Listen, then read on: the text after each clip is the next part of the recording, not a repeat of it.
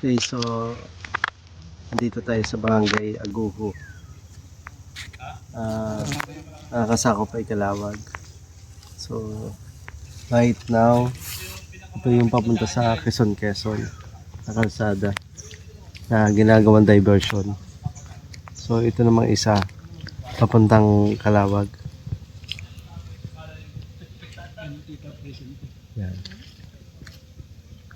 Tapos yung property po ay dito pataas, mga 100 meters lang ang layo dito sa diversion. Ito namang baba, dagat na. Yan, dagat na po yan. Halos ay kalapit lang na ng dagat. So yun lote.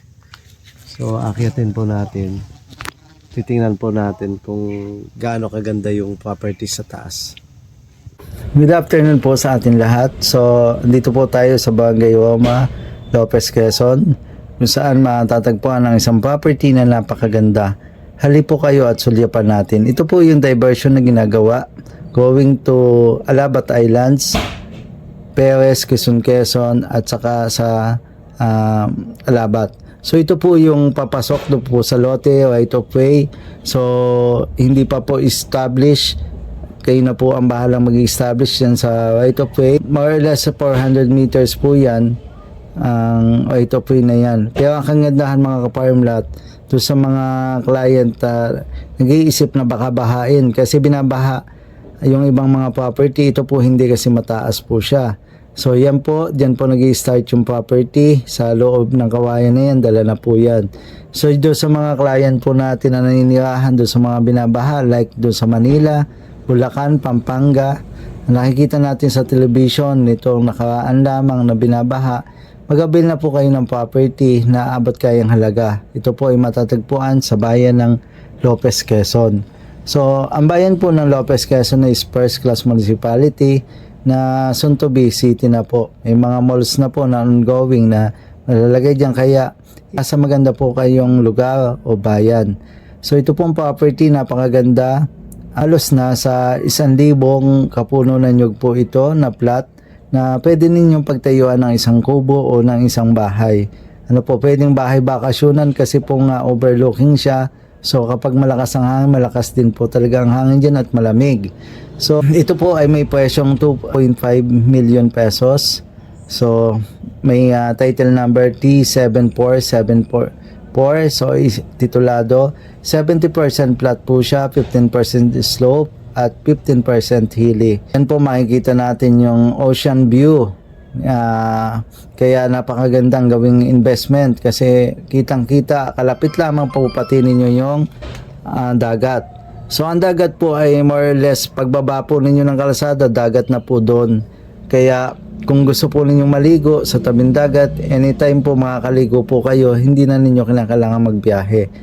Ito pong property, makikita naman natin na napakaganda, daming nyug, very productive kasi po ito ay nag-harvest na nasa 5 kabuo hanggang 7,000 kabuo sa tuwing ikalawang buwan.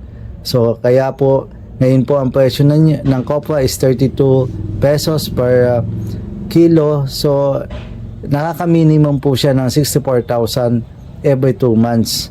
So kung susumahin po natin yan sa isang taon ay halos ay kulang-kulang na nasa mga 400,000 po ang kikitain ninyo sa loob ng isang taon. Kaya halos mababalik na po sa inyong pinuhunan sa pagbili ng property.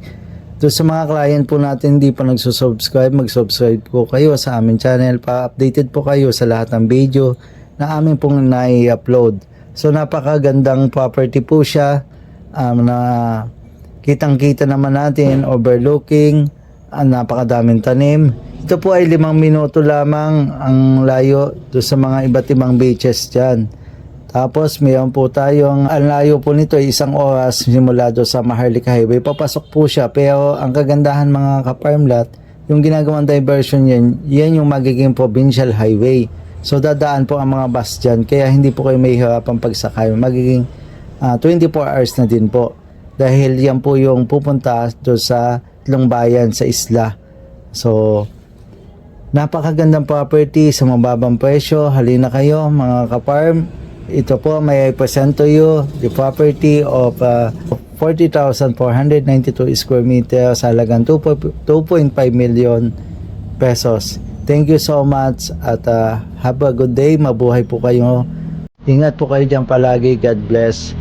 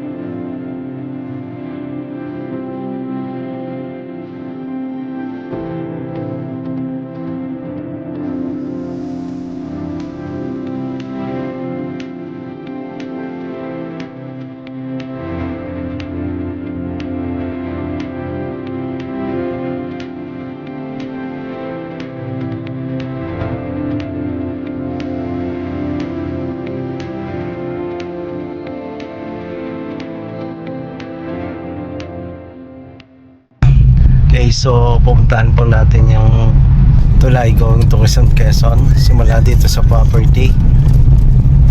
So antabayanan po ninyo yung video po namin mamaya. Kung ilang minuto at kung ano na yung update dun sa ginagawang napakahabang tulay simula Lopez to Quezon.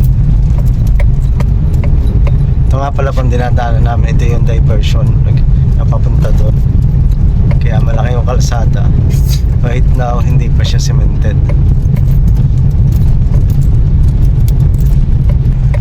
Okay, so right now, more or less 7 minutes po. Nandito na tayo dun sa ginagawang kalsada sa magdudugtong sa bayan ng Quezon o Alabat, tawagin isla ng Alabat. So ito po yun yung dinaanan natin, at saka ito magiging highway, provincial highway, daanan ng mga bus. So kaya malapit doon sa daanan ng bus kasi po may distance po siya doon sa kalsada, more or less mga 7 minutes po ang distance. Ito po yung tulay na magdudugtong sa Alabat Island na binubuo ng tatlong bayan, Quezon, Alabat at saka Perez, Quezon. So ito na po yung update niya. Ang sementado na po yung pundasyon, yung pantaas na lang po ang ilalagay. So makikita po natin nandun po yung mga kabahayan. So malapit na po talaga tayo. So sooner magkakamihan na po dito ng kalsada, kaya yung property ay magiging passable na din siya. Doon nga pala po sa sa property natin, mayroon po siyang 7 minutes na lakad papunta doon sa diversion. So